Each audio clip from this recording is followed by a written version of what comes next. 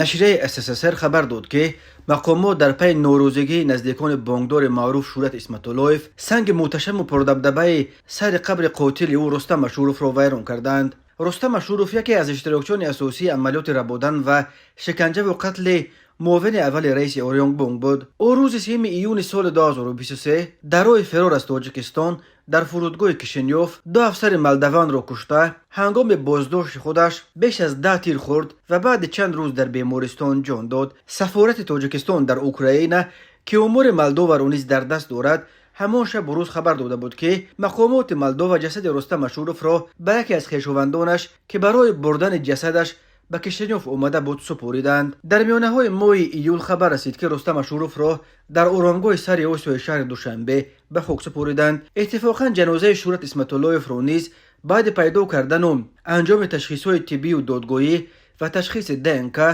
در همان آرامگاه به خاک سپردند.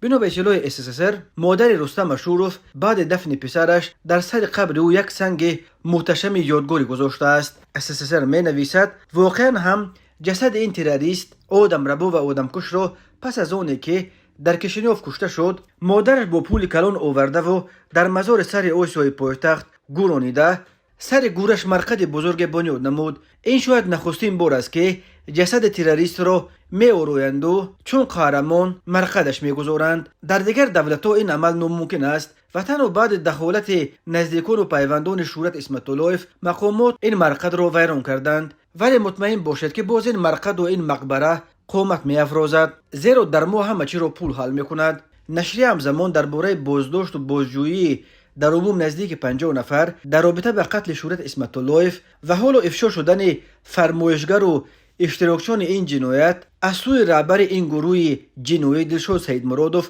ملقب به دلشاد اسبه خبر داده نوشته است که سبب چنین فاصله بزرگ از روز پیدا کردن جسد اسمت‌اللهیف تا روز دفن جنازه‌اش این بود است که نزدیکان بانکدار تکه های جسد او را به مسکو برده برای پوره مطمئن شدند که این جسد اوست. دوباره تشخیص DNK کردند. هرچند اکسپرتیز داخلی از روی DNK و دندانها معاین نمود که این جسد بانکدار معروف است، ولی برادران شورت تکه های جسد او را برای تشخیص دقیق به مسکو فرستادند. تنها بعد دلیل اکسپرتیز خارجی جنازه شورت اسمت‌اللهیف در همان مزار سر اوسیا که جسد قاتلش هم در همان جاست به خاک سپرده شد.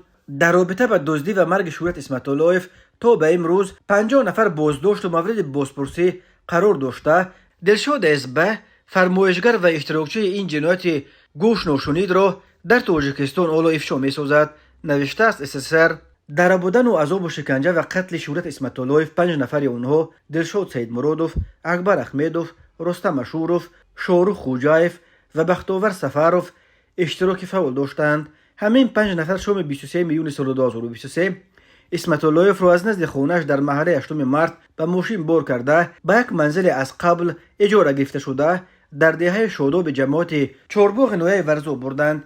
اسمت‌اللهیف ساعت 3 صبح 24 ایون بعد 7 ساعت شکنجه دیگر بین همه عذاب و عقوبت تاب نآورده جان داده است. آدم ربایان جسد او را همراه ماشین به دریای زرافشان پرتافته فرار کردند. جسد اسمت‌اللهیف را بعد 50 روز جستجو روز 12 آگوست در موضع سرزم پنجکین پیدا کرده روز 30 آگوست به خاک سپردند. تفتیشات دلشاد سیدمرادوف را راهبر و طراح این جنایت می شمارد. او را در اولای ماه اکتبر به تاجیکستان استرداد کردند.